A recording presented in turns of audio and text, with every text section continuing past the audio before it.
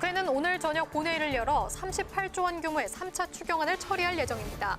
추경안을 졸속 심사했다고 비판해온 통합당과 국민의당은 불참할 것으로 예상됩니다. 추미애 법무부 장관과 윤석열 검찰총장의 충돌이 정점으로 치닫고 있는 가운데 민주당은 법무부 장관의 수사지휘권 발동은 법적으로 보장된 권한이라며 적극 엄호했습니다. 미래통합당과 국민의당은 윤석열 총장에 대한 탄압 금지와 추미애 장관의 공정한 직무 수행을 촉구하는 공동 결의안을 제출했습니다. 더불어민주당은 최근 부동산 시장 불안과 관련해 국민께 죄송하다고 사과하고 7월 임시국회에서 종부세법 후속 입법 조치를 하겠다고 밝혔습니다. 미래통합당은 청와대 참모의 다주택 처분 권고를 보여주기식 미봉책이라고 비판했습니다. 한 주간 있었던 정치권 이슈를 분석하고 토론해보는 맞짱 토론. 오늘은 3차 추경안 처리 전망과 함께 이른바 검언 유착 의혹 사건과 관련해 기싸움을 이어가고 있는 추미애 법무부 장관과 윤석열 검찰총장의 갈등에 대해 짚어봅니다.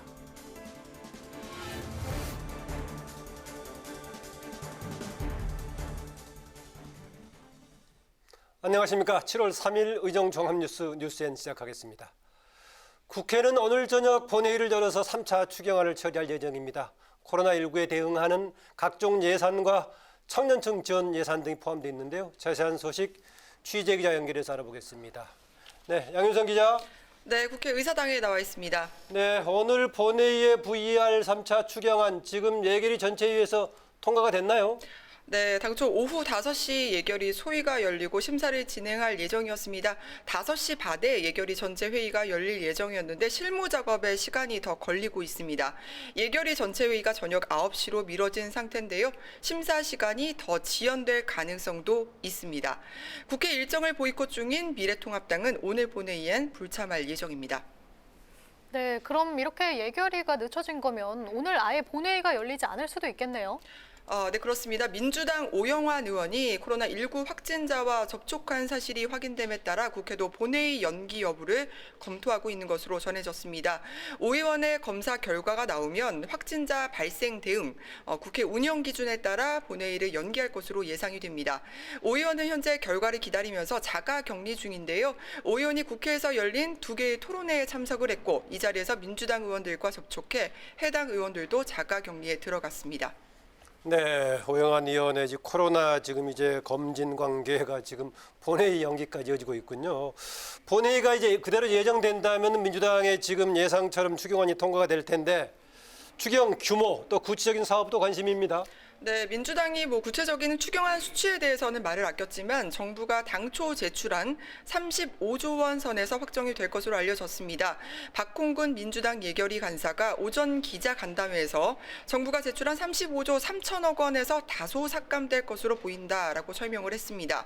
국가 채무 비율이 늘어날 수 있기 때문에 역대 어느 추경보다도 감액 규모를 좀 크게 잡았다라는 설명인데요. 삭감 예산은 한 달치가 3천억 원인 희망 근로사업을 예로 들었습니다. 추경 심사 지연으로 집행 시기가 한 달 정도 미뤄져 예산 삭감이 가능하다는 겁니다. 또 대기업에만 혜택이 간다는 우려가 있었던 고효율 가전제품 구매 환급도 큰 규모로 삭감을 했다고 밝혔습니다. 다만 상임위 단계에서 2조 7천억 정도의 증액 요구가 있었던 다시 정정하겠습니다. 2,700억 원 정도의 증액 요구가 있었던 등록금 반환 관련 대학 간접 지원 예산은 대학의 자구 노력을 전제로 일정 부분 증액된 것으로 전해졌습니다. 각 대학의 재정 여건과 자구 노력 또 교육 환경 개선에 쓰게 하는 부대 의견을 달아서 긴급 재정을 지원할 예정이라고 했습니다. 네, 그런데 이번 3차 추경, 말 그대로 추가 경정 예산인데 민원 예산 끼워넣기 논란도 있지 않았나요? 네, 그렇습니다. 코로나 극복 추경안인데 충분한 심사가 이루어지지 않았다는 논란은 여야 간에도 계속 있었습니다. 여기에다가 민원성 예산 끼워넣기 시도가 있었다는 언론 보도가 나오면서 비판이 아주 거셌는데요. 코로나 극복 예산이라는 게 무색한 불교 문화 행사를 위한 예산, 또 지방도로를 위한 예산이 예결위에서 포함되려는 시도가 있었던 것으로 드러났습니다. 민주당은 상임위 단계에서 증액된 건 한 건 정도였고 예결위 과정에서 여러 개가 서면으로 들어온 것을 확인을 했다면서 철저히 심사해서 배제를 했다고 설명을 했는데요.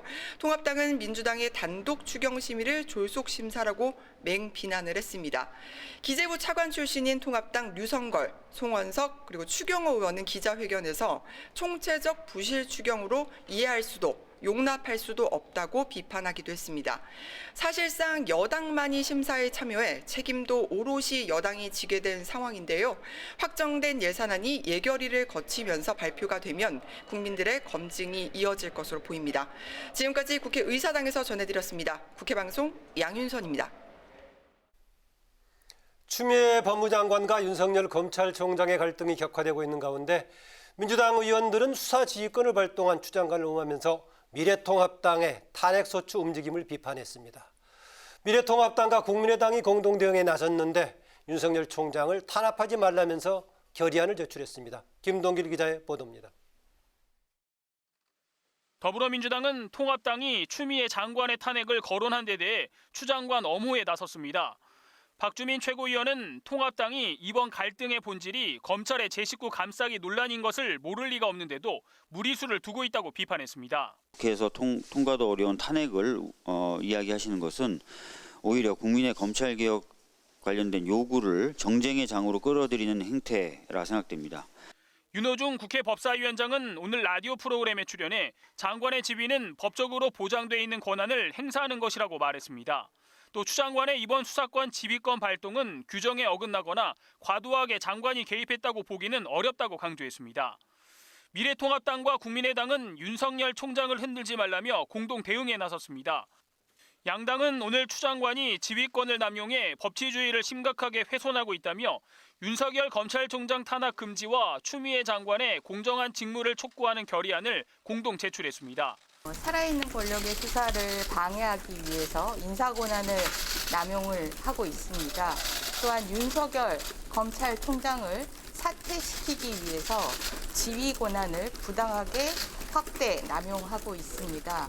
통합당 주호영 원내대표도 여권을 강하게 비판했습니다. 주 원내대표는 추 장관과 민주당의 윤 총장에 대한 사실상의 사퇴 압박은 거의 깡패 같은 짓이라고 비난했습니다. 또 추 장관에 대한 탄핵 소추안을 조만간 발의할 예정이라고 밝혔습니다. 추 장관은 오늘 검언 유착 사건을 특임 검사에게 맡기지 말고 기존 수사팀이 그대로 수사하라며 연일 윤 총장을 압박했습니다. 대검은 당초 오늘로 예정됐던 전문 수사 자문단 회의는 취소하고 전국 검사장 회의를 열어 대응 방안을 논의했습니다. 윤 총장은 의견 수렴을 거쳐 수사 지휘권 수용 여부에 대한 최종 입장을 밝힐 것으로 알려졌습니다. 국회 방송 김동길입니다. 문재인 대통령이 최근 부동산 시장 불안과 관련해 어제 김현미 국토부 장관을 불러 긴급 대책을 주문했죠. 이와 관련해 민주당은 대국민 사과와 함께 종합대책 마련을 약속했습니다. 우선 7월 임시국회에서 종부세법 개정을 추진하기로 했습니다. 한도형 기자가 취재했습니다. 더불어민주당이 7월 임시국회에서 종부세법 개정에 나섭니다. 이해찬 대표는 오늘 최고위에서 최근 부동산 시장 불안정에 대해 국민께 송구하다며 체계적인 입법 대책을 마련하겠다고 밝혔습니다. 최근 대통령과 당 지지율이 동반 하락하는 등 민심 이탈 징후가 나타나자 정부 6.17 대책 효과를 기다려야 한다는 입장을 바꾼 겁니다.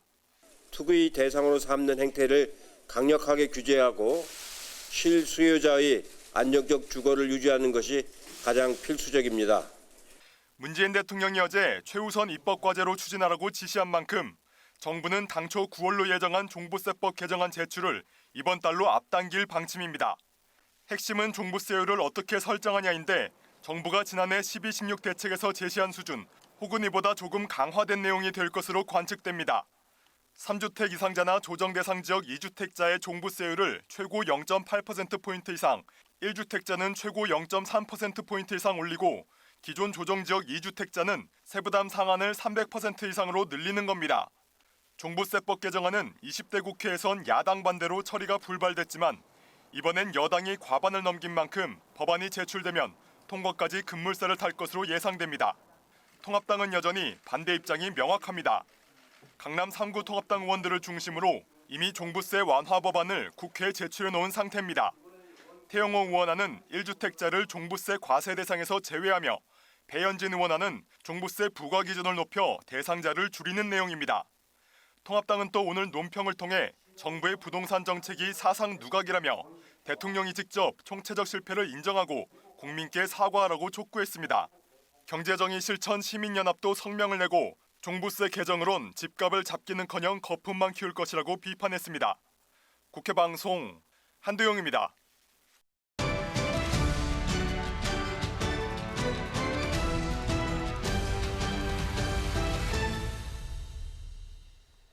네, 오늘 이슈 분석 박지영 기자와 함께합니다. 어서 오세요. 어서 오세요. 네, 이제 원래 오늘 예정대로라면은 3차 추경안이 처리가 될 건데요. 또 곧바로 이어서 지금 다음 주부터 7월 임시국회 소집하겠다 했었는데 지금 소집 요구서는 제출이 됐나요? 아직 제출되지 않은 상태로 제출 확인이 예정이군요. 그러니까. 네, 그렇습니다. 네. 민주당이 오늘 7월 임시국회를 소집하겠다, 이런 소집 요구서를 제출하겠다고 밝혔는데요. 이에 따라서 다음 주 7월 국회가 일단은 소집이 될 것으로 보입니다. 민주당 김태년 원내대표 그 민생 현안이 산적해서 그 7월에도 국회를 열어야 한다고 강조를 했습니다. 미래통합당도 민생 입법 처리에 동참해 달라면서 김 원내대표 통합당과 7월 국회 일정 논의를 위한 대화를 시작하겠다고 말했는데요. 관련 발언 직접 들어보시죠. 미래통합당이 내주 초에 복귀한다고 합니다. 더는 미루지 않기를 바랍니다. 7월 국회에서는 여야가 함께 국민을 위해 일을 하고 국민을 위해 많은 성과를 낼 수 있기를 기대합니다. 네, 이렇게 민주당이 국회를 열 준비를 하고 있는데요. 미래통합당은 밝힌 대로라면 다음 주에는 상임위에 복귀하는 거죠? 네, 통합당 주호영 원내대표가 어제 복귀하겠다 이렇게 말을 했었는데 복귀는 할 건데 타이밍은 고민 중인 것 같습니다. 다음 주초라고 네. 말했는데 아직 고민 중이다. 시기는. 네, 그렇습니다. 일단 관련 발언부터 들어보시죠. 그 점이 될 텐데 구체적인 날짜는 저희들이 상황을 봐가면서 정하겠습니다. 네, 통합당은 원래 11일까지 추경 심사 기간을 연장해 주면 국회에 복귀해서 심사에 참여하겠다고 밝혔는데 민주당이 받아들이지 않으면서 뚜렷한 복귀 명분이나 계기는 마련하기가 어려웠던 걸로 보입니다. 당내 일각에서는 뺨을 맞았는데 아무 일도 없었다는 듯 슬그머니 들어가는 꼴이 된 게 안타깝다. 이런 자조적인 말도 나오고 있다고 하는데요.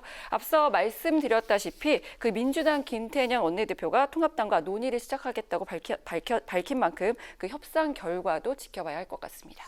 네, 일단 그 일정은 보니까 오영환 의원 이제 코로나 관련 때문에 예정되지 못했던 변수에 따라서 연기가 좀 될 수도 있고 이게 또 미래통합당과 협상에도 변수가 될 수 있겠네요. 좀 상황을 주말 동안 좀 지켜봐야 될 것 같습니다. 예, 일단 복귀를 할 경우에는 지금 이제 상임위 위원들 배분 구성은 다시 돼야 되나요? 어쩌나요?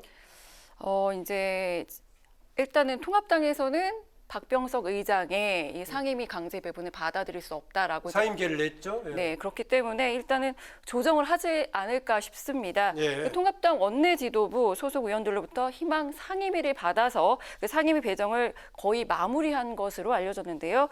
주호영 원내대표 국회 복귀 조건으로 상임위를 강제 배정한 박 의장의 사과를 요구하기도 했습니다.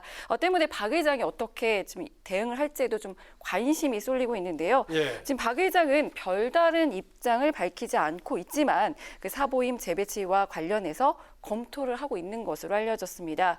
이거 말고 또 하나 상임위원장 자리를 어떻게 할 것인지 이 부분도 굉장히 지금 관건인데요. 예. 민주당이 통합당이 복귀하면 상임위원장을 기존에 나누려고 했던 11대 7로 배분할 것이라는 지금 예측도 나오고 있거든요. 복귀하자마자 일찍이 지금 바꿀 수도 있다. 네, 그렇습니다. 민주당의 독주 이미지가 부담스럽기 때문이라는 분석인데요. 예. 하지만 이 통합당이 이 민주당의 상임위원장 독식 부담을 그대로 유지를 시킬지 아니면 상임위원장 자리를 다시 가져와서 실익을 챙길지도 좀 지켜봐야 할 것 같습니다. 그러니까 선택이 오히려 통합당에 달려 있군요.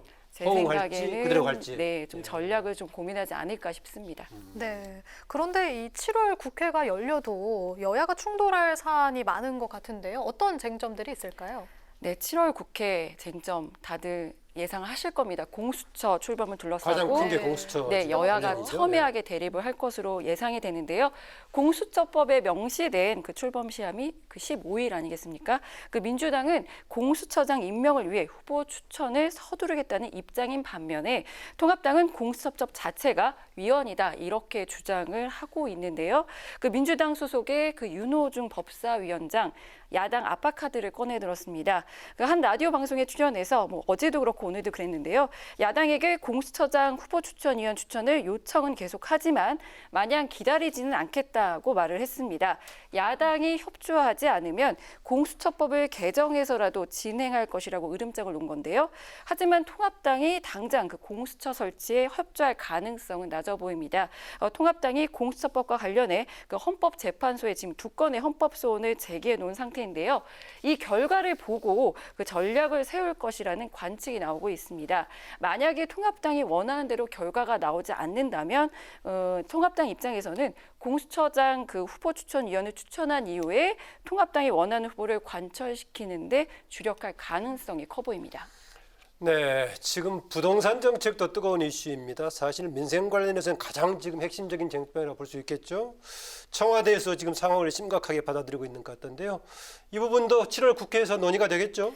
그렇습니다. 이 집값 고공행진에 서민들의 시름만 깊어지고 있습니다. 예. 어제 문재인 대통령이 그 부동산 정책과 관련을 해서 그 강도 높은 처방을 주문하기도 했는데요. 리포트에서 앞서 보셨다시피 민주당 이해찬 대표 사과하면서 근본적이고 체계적인 대책을 신속하게 마련하겠다 이렇게 약속을 했고요.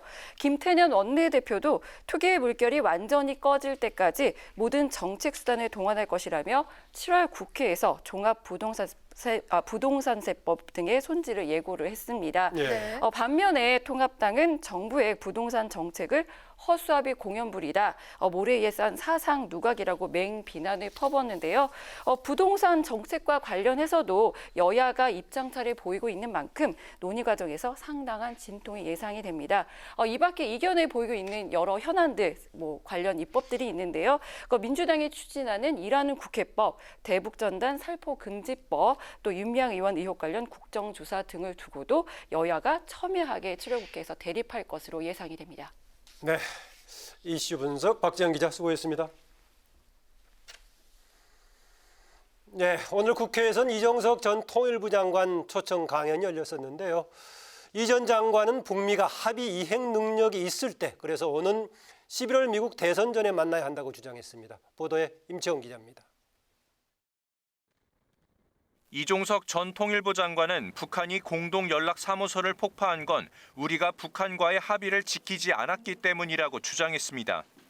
4.27 판문점 선언에는 전단지 살포를 비롯한 모든 적대 행위를 중지한다고 규정하고 있는데 애초에 지키지 못할 약속을 했다는 겁니다. 문재인 대통령의 북미 회담 추진과 관련해서는 회담 성사 여부도 중요하지만 북미 간 실천을 전제로 한 합의가 더 중요하다고 강조했습니다. 그럼 여러분 여기서 중요한 거는 만나는 게 중요한 게 아니라 만나서 합의해서 지킬 걸 갖고 만나야 되는 겁니다. 지금 만약에 컨텐츠 없이 만나면 만나고 나서도 합의가 이행 안 되면 그때는 남북관계는 0으로 간다. 북한이 대남 군사 행동 계획을 보류한 배경에 대해 이 장관은 남북 관계 복원의 의지를 시사한 것이라고 분석했습니다. 또 볼턴의 회고록은 볼턴의 북미 회담 방해 공작에도 한국 정부의 회담 성사를 위한 노력을 북한에 알리는 계기가 됐다고 밝혔습니다. 그러면서 이 전 장관은 남북 간 위기 상황을 타개하기 위한 능동적 실천이 필요하다며 코로나19에 따른 남북 방역 협력 등을 제안했습니다. 그리고 북한이 어쨌든 간에 올해 지금 식량 사정도 코로나 때문에 좋지 않기 때문에 순수 인도주의 차원에서 우리가 이런 것들을 할 수가 있다. 이 과정에서 결국은 원포인트 남북 정상회담을 만들어낸다. 이런 전 전략이 필요하다고 봅니다. 반면 통합당은 허망한 운전자론이 아니라 북한에 대한 단호한 대응만이 지금의 난국을 타개할 수 있다는 입장입니다. 문 대통령의 북미 정상회담 추진과 관련해선 북한의 위협이 계속되는 상황에서 성급하게 미북 대화 카드를 꺼냈다고 지적했습니다. 또 볼턴의 회고록에서 정부의 대북 정책 실패가 드러났음에도 해명이나 반성 없이 또다시 분식 평화를 시도하고 있다고 비판했습니다. 국회 방송 임천입니다. 문재인 대통령이 국정원장의 박지원 전 의원, 통일부 장관의 이인영 의원, 국가안보실장의 서훈 국정원장을 내정하는 등 외교 안보 라인 인사를 단행했습니다.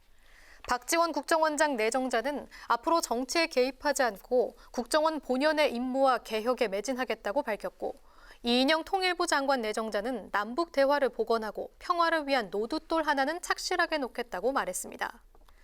이번 인사에 대해 미래통합당은 대북 정책을 새로 짜야 할 위기 상황인데도 국민들이 더 한숨만 내쉴 수밖에 없는 유례 없는 회전문 인사라고 비판했습니다. 더불어민주당 홍영표 의원이 오는 8월 전당대회 불출마를 선언했습니다. 홍영표 의원은 오늘 국회에서 긴급 기자간담회를 열고 지금은 당이 단결하는 것이 중요하다며 이번 당대표 선거에 나서지 않고 백의종군하는 것이 맞다는 결론을 내렸다고 말했습니다. 이에 따라 민주당 차기 당대표 선거는 이낙연 의원과 김부겸 전 의원, 우원식 의원 간 3파전이 예상되는 가운데 다음 주 잇따라 출마를 공식화할 것으로 알려졌습니다. 미래통합당과 국민의당이 만 19세에서 34세 청년들과 0세에서 2세 영아 양육가정에 기본소득을 지급하는 방안 등을 함께 논의하기로 했습니다. 국민의당 권은희 원내대표는 국민의당과 통합당 의원들로 구성된 국민미래포럼 세미나를 마친 후 기자들과 만나 이같이 말했습니다. 이어 통합당 정책위와 함께 정기국회까지 관련 논의를 이어갈 계획이라고 덧붙였습니다. 앞서 통합당 김종인 비대위원장과 국민의당 안철수 대표는 기본소득 논의의 필요성에 공감을 표시했고 이후 양당 의원들이 국민미래포럼을 만들어 정책 세미나를 열었습니다. 박병석 국회의장은 오늘 최기영 과학기술정보통신부 장관을 접견하고 K-방역 지원을 위한 과기정통부의 적극적인 역할을 당부했습니다. 박 의장은 과기정통부가 코로나19 상황에서 치료제, 백신 개발과 확진자 이동 경로 파악, 마스크 수급 관리, 온라인 수업 등에서 핵심 역할을 하고 있다며 이같이 밝혔습니다. 이에 최 장관은 현재 개발 중인 코로나19 치료제가 빨리 나올 수 있도록 최선을 다하겠다고 말했습니다.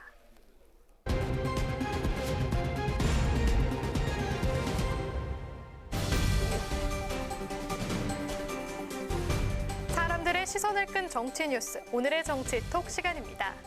7월 3일 정치면을 장식한 뉴스는 무엇이었는지 첫 번째 정치톡부터 만나보시죠. 청와대 고위공직자들의 다주택 보유 논란이 거세지고 있는 가운데 박원순 서울시장이 통합당 의원들을 향해 야당 의원들도 다주택을 처분하자고 요청해 눈길을 끌었습니다. 이에 최형두 통합당 원내대변인 더불어민주당에도 똑같은 말씀을 해달라며 맞섰는데요. 두 사람의 설전은 어떻게 마무리됐을까요? 지금 미래통합당에는 다주택 보유자가 훨씬 더 많은 걸로 알고 아닙니다. 있는데요. 시장님 그 팩트를 정확히 하셔야 되고요. 청와대 훨씬 적습니다. 오늘 시장님 하신 말씀을 민주당에게 그대로 똑같이 강력하게 해주셨으면 그럼 좋겠습니다. 두 당이 동시에 하시는 거죠? 그렇습니다. 네. 예, 사실 저도 처분하고 싶은데요. 예. 저는 집이 따져보니까 없네요. 한 라디오 1일 앵커로 나선 박원순 서울시장. 미래통합당도 다주택자는 집을 팔라는 문재인 대통령 지시를 따랐으면 좋겠다고 말했는데요. 이에 최형두 통합당 원내대변인은 문 대통령이 다주택 처분을 지시한 지가 언제인데 청와대 참모진은 여태 집을 안 팔고 뭐 했냐며 청와대의 내로남불 그리고 여당의 내로남불이 계속되고 있다고 꼬집었습니다. 두 사람의 설전은 박원순 시장 자신은 처분할 집이 없다는 농담으로 마무리됐는데요. 이유가 어찌됐든 다주택을 보유한 공직자는 국민의 곱지 않은 시선에서 자유로울 순 없을 것 같습니다. 여당 지도부는 다주택 공직자는 정부 정책 의지를 훼손한다는 점에서 스스로 솔선수범해야 한다고 목소리를 높이고 있는데요. 정치권을 향한 다주택자 집 처분의 바람, 과연 어떤 변화를 가져올 수 있을까요? 이어서 오늘의 두 번째 정치톡입니다. 소속팀 지도자와 선배들의 가혹행위에 스스로 세상을 등진 철인 3종 국가대표 출신 고 최숙현 선수. 정치권에서도 애도의 물결이 이어지고 있는데요. 문 대통령이 재발 방지를 위한 철저한 대책을 주문한 가운데 여야 정치권도 국회 차원의 진상조사와 대응 마련에 한 목소리를 냈습니다. 고 최숙현 선수, 지켜주지 못해 죄송합니다. 고인의 희생이 더 이상 반복되지 않도록 이 사회를 지키겠습니다. 두 번 다시 이 같은 사태가 발생하지 않도록 특단의 대책 방안을 마련하겠습니다. 문체위 소속 민주당 의원들 오늘 기자회견을 열고 오는 6일 상임위 차원의 진상조사를 실시하겠다고 밝혔습니다. 영화 우리 생애 최고의 순간의 실제 주인공으로 핸드볼 금메달리스트 출신인 이모경 의원은 우리 체육계의 희망이었던 젊은 선수가 아무도 들어주지 않는 안타까운 절규만을 남기고 세상을 떠났다며 제2, 제3의 최숙현이 다시 나타나지 않도록 끝까지 노력하겠다고 덧붙였습니다. 통합당은 당 차원의 TF를 구성해 대응책을 마련하기로 했는데요. 평창 동계올림픽 봅슬레이 스켈레톤 국가대표팀 총감독 출신인 이용 의원. 누구 하나 나서서 바로잡지 않고 쉬쉬거리며 회유를 시도한 관계기관들에 대해 진상조사를 실시하고 가해자들에 대한 엄중 처벌을 촉구하겠다며 유가족이 간곡히 요청해 주신 최숙현법을 조속히 제정하도록 하겠다고 다짐했습니다. 체육계의 악습을 뿌리 뽑기 위한 운동선수 보호법이 다음 달에 시행을 앞두고 있지만 여전히 미흡하다는 지적이 나오고 있는데요. 체육계의 캐캐묵은 폭력 관행의 피해를 근절하고 또 고통받고 있는 우리 젊은 선수들을 지킬 수 있도록 여야 정치권은 하루빨리 보다 근본적인 체육계 폭력 방지 법안을 내놓아야 하겠습니다. 마지막으로 오늘의 세 번째 정치톡입니다. 이른바 검언 유착 의혹을 두고 법무부와 대검의 갈등이 날이 갈수록 심화되는 가운데 오늘은 홍준표 무소속 의원이 추미애 법무부 장관과 윤석열 검찰총장을 향해 공직사회는 동물사회처럼 서열 싸움하는 곳이 아니다라며 두 사람을 싸잡아 비판했습니다. 홍 의원은 오늘 페이스북에 추 장관과 윤 총장의 영역 싸움, 치킨 게임을 보면 더운 여름 장마철에 짜증난 국민을 더 짜증나게 한다고 말했는데요. 홍 의원은 소위 장관이 수사지휘권을 발동했다는 그 사안이 그럴 만한 사안이었는지, 총장은 수사 결과를 보고만 받으면 되지 왜 측근 보호를 위한다는 의심을 받는 전문수사단 소집을 왜 했는지, 속이 뻔히 보이는 두 사람의 상식박 행태는 국민의 눈살을 찌푸리게 한다고 말했습니다. 홍 의원은 이어 각자 맡은 책임과 역할을 다하면 될 것을 장관은 총장을 부당하게 압박하고 총장은 측근 보호를 위해 무리한 수사 압력을 가하는 듯한 지휘권 행사는 둘 다 옳지 않다고 지적했는데요. 그러면서 법무부의 특성상 장관과 총장의 관계는 상하 관계는 아니라는 점에 유의해서 서로 각자 자기 영역에서 책임과 의무를 다해주길 바란다고 당부했습니다. 추미애 법무부 장관의 수사지휘권 발동으로 윤석열 검찰총장이 벼랑 끝에 몰리게 됐습니다. 윤석열 검찰총장은 오늘 전국의 검사장들을 잇따라 만나 추 장관의 수사지휘를 수용할지 검찰 내부의 의견을 들었는데요. 추 장관의 수사지휘권 발동에 대한 시각이 엇갈리고 있는 지금 대검의 입장 그리고 윤 총장의 거취는 어떻게 정리될지 지켜봐야겠습니다. 지금까지 오늘의 정치톡이었습니다.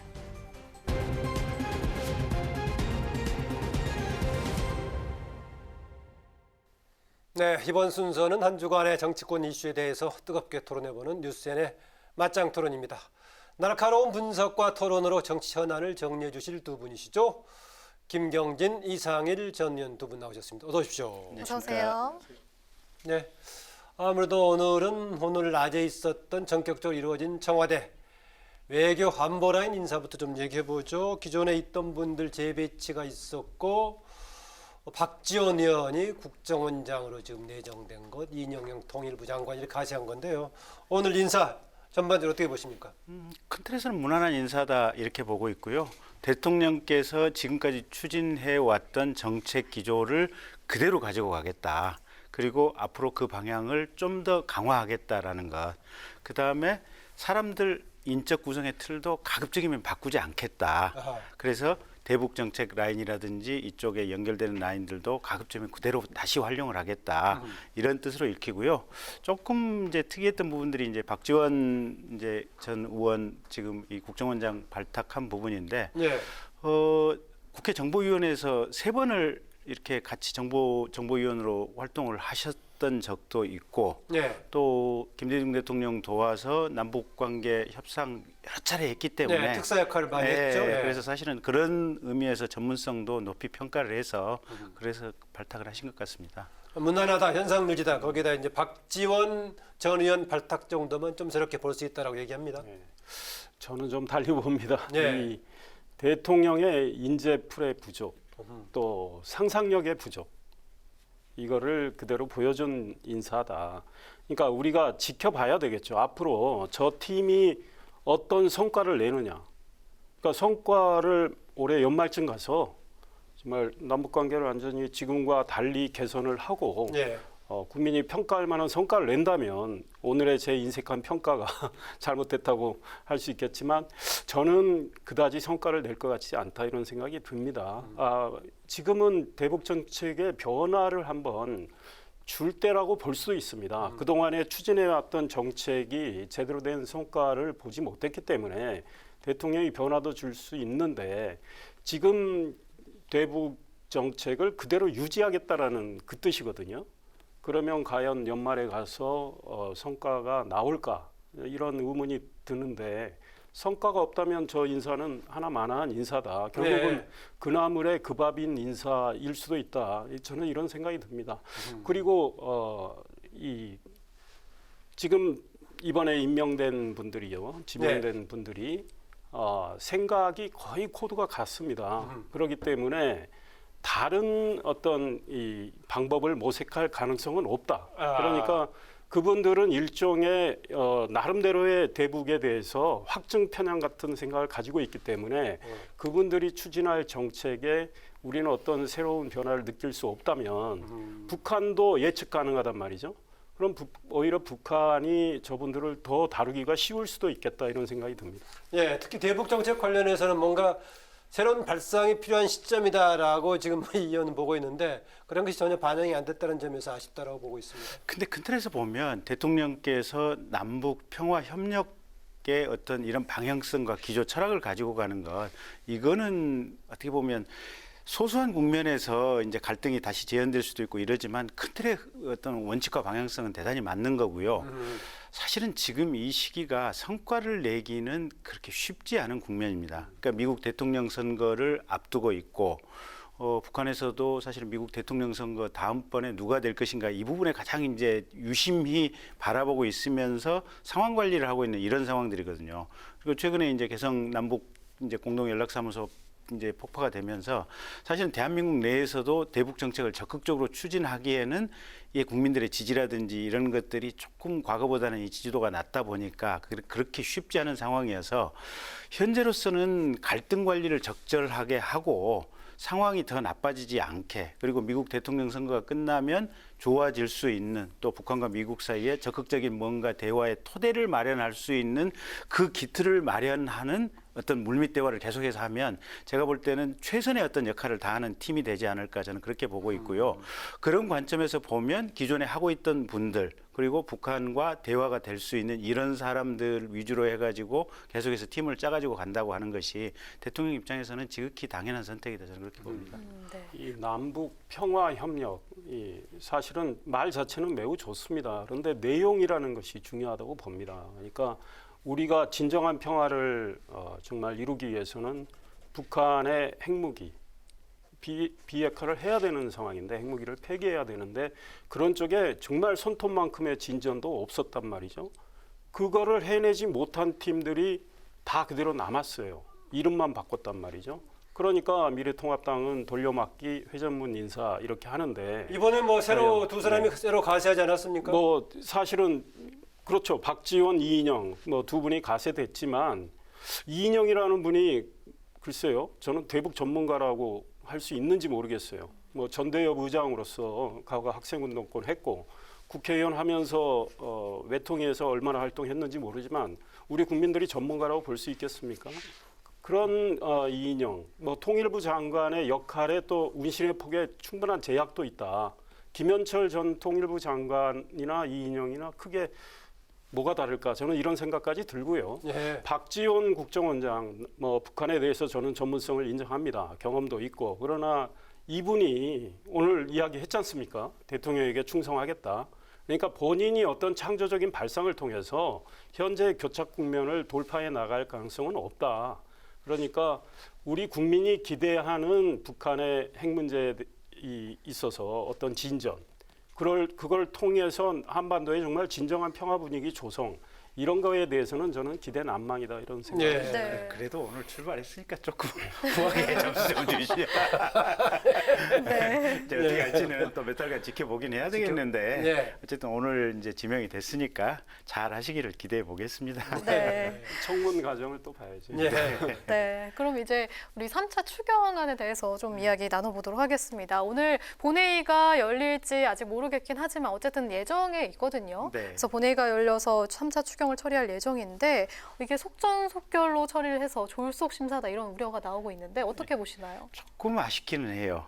그러니까 이게 35조가 적은 돈이 아니지 않습니까? 네, 보면. 그렇죠.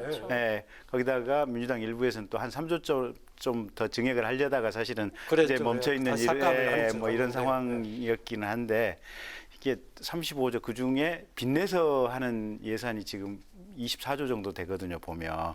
그러니까 조금 시간을 좀 뭐 일주일 열흘 늦춘다 그래서 큰 문제는 없을 것 같아서 이러나 저러나 미래통합당 의원님들 등원을 하면 함께 좀 심사를 하고 의결을 하고 결정을 했으면 훨씬 좋지 않았을까 하는 아쉬움은 있는데 지금 코로나 전국 때문에 워낙 대통령님이나 또 행정부에서는 마음이 급하신 모양이에요. 그래서 그런 것 같은데 이 어떤 현재 코로나로 인한 경제적 엄중함을 조금 좀 이해를 해주셨으면 어떨까 싶습니다. 저는 조금보다 많이 아쉬운데요.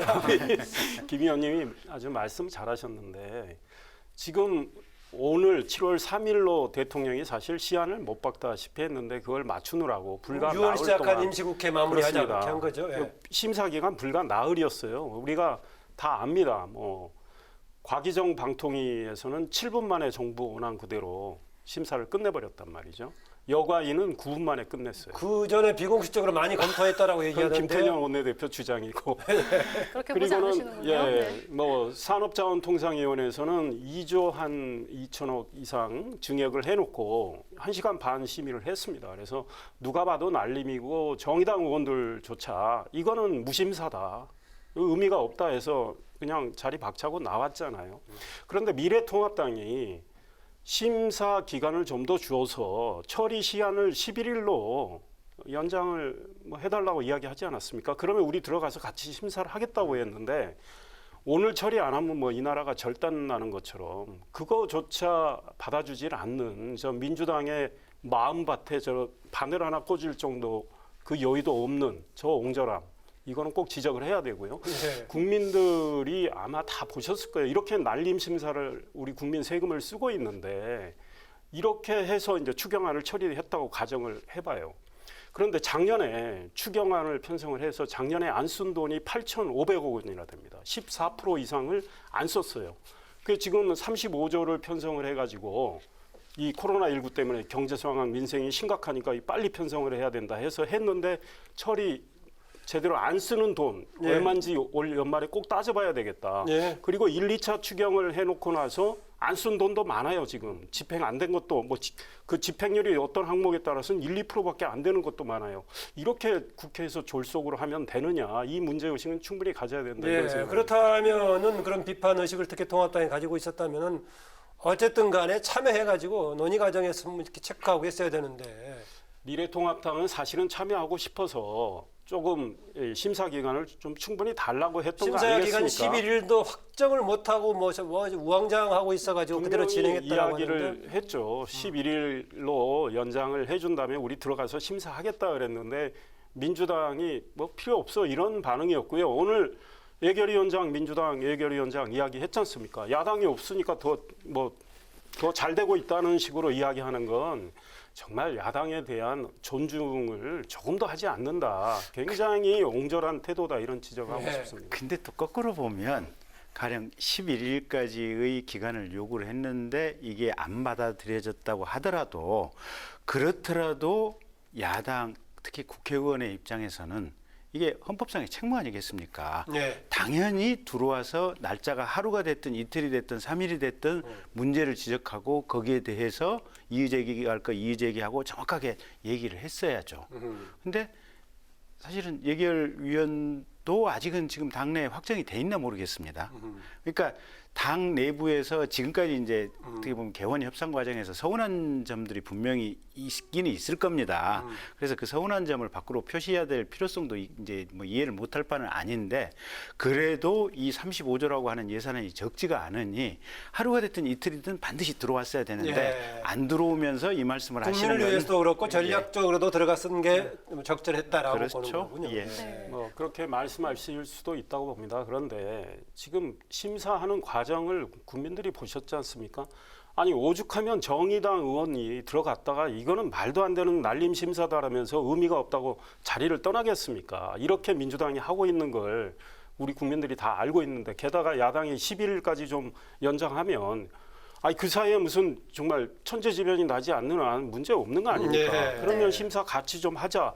여당이 그 정도의 포용력을 발휘 못합니까? 정말 옹졸한 처사다. 다시 한번 말씀드립니다. 미래통합당 의원님들이 들어오셨으면 조금 더 신중하게 하지 않았을까 일단 싶긴 뭐 합니다. 그건 지나버린 일이 돼버렸고요. 예. 그런데 이제 드디어 다음 주 초에 이제 미래통합당이 복귀를 앞두고 있거든요. 어떻게 이제 복귀를 해서 어떤 행동 또 어떤 성과 나오게 될 거라고 보시나요? 저는 미래통합당이 지금 103명의 의원, 민주당이 지금처럼 이렇게 수의 힘으로 밀어붙인다면 정말 야당의 의견 받아들이지 않고 무시하고 밀어붙인다면 별다른 도리는 없다고 생각을 해요. 그렇다면 그 미래통합당 의원들이 들어가서 정말 최선을 다해서 입법 활동하고 정부의 어떤 예산에 허투루 쓰는 문제 이런 거를 아주 철두철미하게 따지는 것들.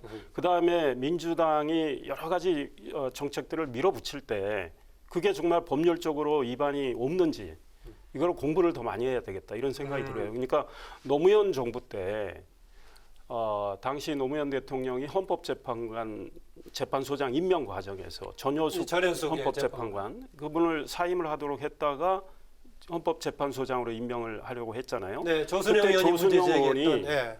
그 법적 근거를 딱 해서 헌법재판소장, 헌법재판관 중에서 임명하게 돼 있잖아요. 이런 아주 날카로운 이런 법적 문제를 지적하는 이런 노력이 필요하겠다 이런 생각이 들고 대안을 정말 현실적인 대안을 내는 노력을 통해서 국민들한테 이제 평가를 받는 수밖에 없다 이런 생각이 듭니다. 의석으로 봐서는 속수무책일 수밖에도 없는데 복귀해서 통합당이 할 수 있는 전략과 성과 얘기하고 있습니다.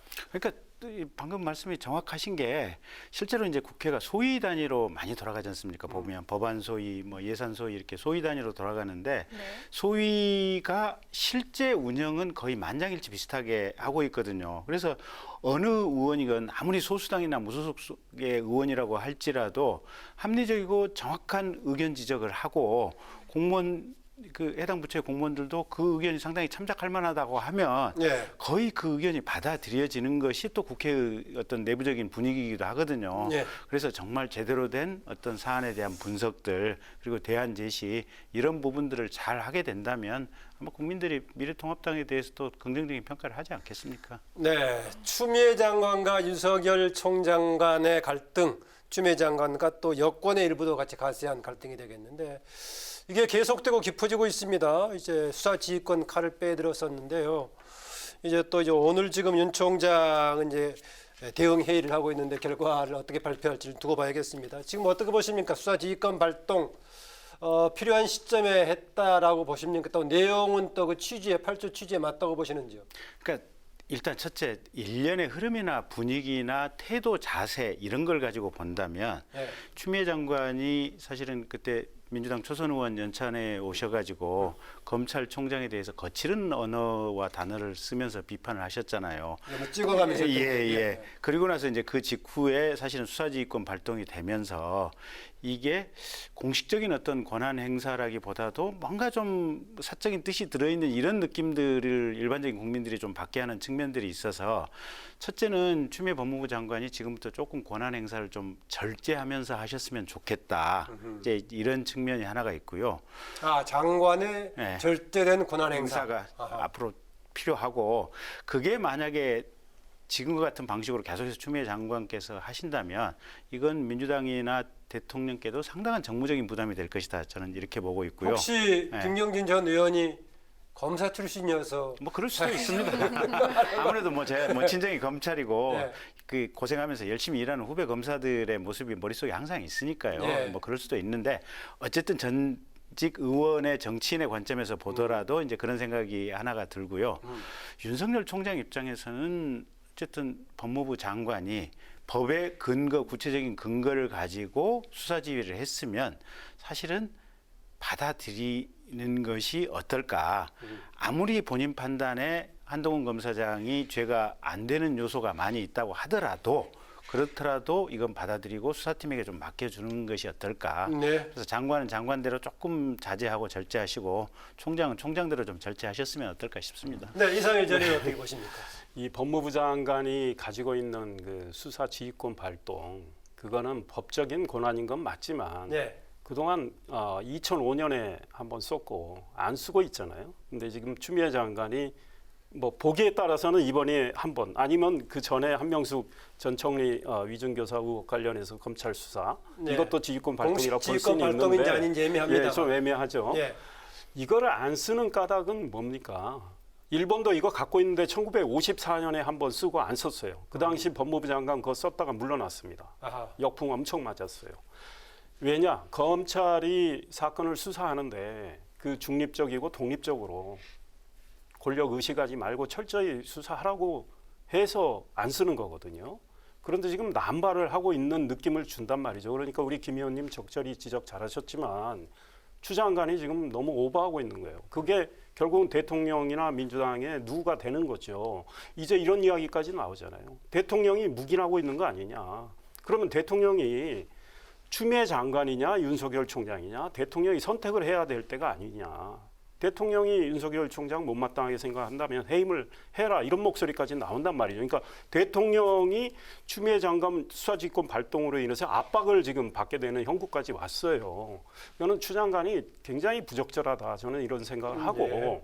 그다음에 이번에 추 장관 그 지휘권 발동과 관련해서도 소위 법조인들 사이에 논란이 있습니다. 그러니까 특정 사건에 대해서 2005년에 천정배 장관이 수사 지휘를 했을 때 그때는 이제 강정구 교수의 국법법 위반과 관련해서 구속할 거냐 불구속할 거냐. 그러니까 구속이냐 불구속이냐 또 기소냐 불기소냐 이런 거에 대해서 수사 지휘를 한다면 검찰도 소위 받아들이고 저기 할 수 있는데 이거는 지금 수사 과정에 있는 일종의 절차의 문제를 가지고 지휘를 하니까 윤석열 총장이 오늘 아마 회의를 하고 굉장히 골머리 아플 거예요. 그러나 법무장관의 수사 어떻게 돼야 된다고 보고 어떻게 전망하세요? 저는 수용 여부.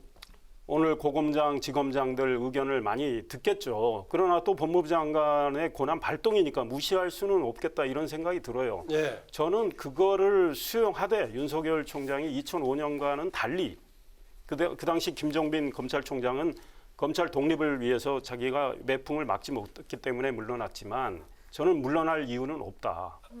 사실 지금 물러나라는 메시지를 추 장관이 준 건데 수사 지휘에 대한 답변은 어떻게 하는 게 맞다고 수사 지휘에 보세요? 대한 답변은 글쎄 제가 뭐 법조인은 아니지만 그러니까 법무부 장관의 수사 지휘권 발동을 존중하는 형태 어떤 존중해야 된다. 존중하는 형태의 뭐 절충안이 있을 수도 있다고 봐요. 일종의 특임 검사를 임명을 하거나 해서 다만 서울중앙지검의 수사팀과는 좀 다른 특임 검사. 그러니까 수사팀을 바꿀 수 있는 그런 특임 검사를 수용하면서 다시 정말 엄정하게 수사하도록 하되 총장은 물러날 이유가 없다. 지금 총장이 이 상황에서 물러나면요.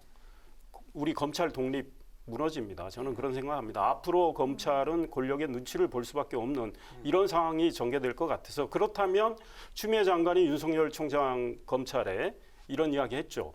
통제되지 않은 폭주기관차다 그랬는데 지금 폭주기관차 역할을 추 장관이 하고 있어요. 그럼 우리 검찰이 그 폭주기관차에 치이게 됩니다. 수용하되 묘안을 뭔가 좀 내서 해야 된다는 생각과 그다음에 진퇴 여부까지도 해서는 안 된다는 얘기까지 해줬습니다. 근데 법조계의 일반적인 관측은 윤석열 총장의 어떤 개인적인 캐릭터나 성격이 쉽게 물러날 사람이 아니다. 그러니까 박근혜 대통령 시절에도 그렇게 한직으로 돌면서 탄압을 받았어도 끝까지 버텼던 사람이기 때문에 아마 총장직도 임기를 채울 것이다라고 하는 관측이 굉장히 높고요. 그러면 혹시 법무부 장관과 윤석열 검찰총장 누가 더 먼저 둘지 모르겠네요. 그만둘지. 그렇죠. 계속 시끄럽다 보면 네. 검찰총장의 잘못이나 약점이 아주 명확하게 드러난다면 총장이 먼저 윤석열 그만두게 총장은 내년 7월까지인가요? 예. 임기가요? 근데 임기 전에 그런 어떤 검찰총장의 약점이나 문제점이 드러나지 않는다면 거꾸로 이런 식의 시끄러운 싸움이 계속된다면 오히려 장관이 더 먼저 그만두게 될 가능성도 있죠.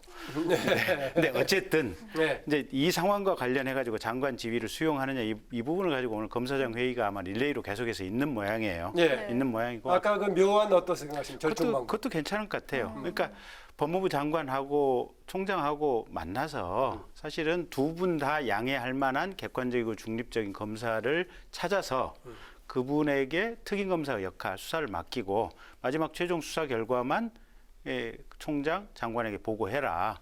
이렇게 하는 것도 하나의 방법인 것 같아요. 네. 근데 지금 이 문제가 여야 대리전으로 번지는 양상이거든요. 이제 장관 탄핵 소추 이야기까지 나왔어요. 예. 어떻게 보시나요? 일단 탄핵소추 발의는 가능하겠지만 사실은 뭐 국회 의석 구조상 이게 뭐 불가능한 뭐 이렇게 구조라고 봐야 되고요. 그리고 어쨌든 법적 근거를 가지고 장관이 권한 행사를 했고 지휘권을 발동을 했는데 실제 탄핵 소추 사유나 또는 해임 건의 사유가 된다고 보기도 어렵기 때문에 이건 정치적인 공세에 불과하다 이제 이렇게 저는 보고 있고요.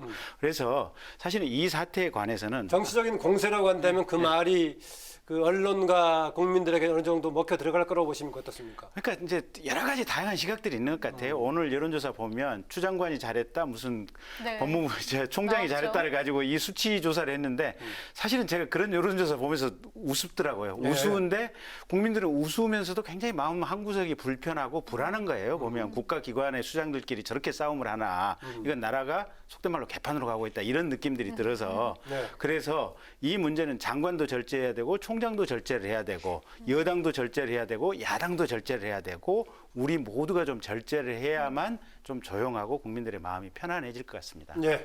사실은 저 윤석열 총장은 추 장관이 계속 공격을 해왔는데 그다지 전혀 반응을 보이지 않은 상황에서 그냥 나름 묵묵히 이 워낙 예민한 문제니까 그걸 의식하면서 소위 말해서 이 뭐랄까 로키로 왔단 말이죠. 그런데 추 장관은 이거를 계속 정치 쟁점화하면서 압박을 하고 물러나라는 메시지를 보내고 있는 상황이라 정말 추 장관이 절제를 해야 된다. 이미 말씀드린 대로 추 장관의 저런 행동이 대통령께 큰 누가 되고 결국은 대통령 의중이 실린 거 아니냐. 대통령이 그러면 추 장관을 통해서 왜 윤석열을 나가게 하려고 하느냐. 차라리 해임을 대통령이 그 해임권을 행사하면 되는 거 아니냐 이런 목소리까지 나오는 상황이니까 추 장관이 만약에 대통령하고 그런 교감이 없었다면 추 장관이 지금부터는 자제를 해야 된다는 생각이 들고요. 윤석열 총장이 고립무원이 되고 있다고 보십니까? 아니면 지금 고립무원이 되고 있죠. 전 의원 오히려 때릴수록 커진다고 얘기하던데. 정치적으로는 탄압을 받게 되니까 정치적으로는 커지는 거죠. 그러나 윤석열 총장이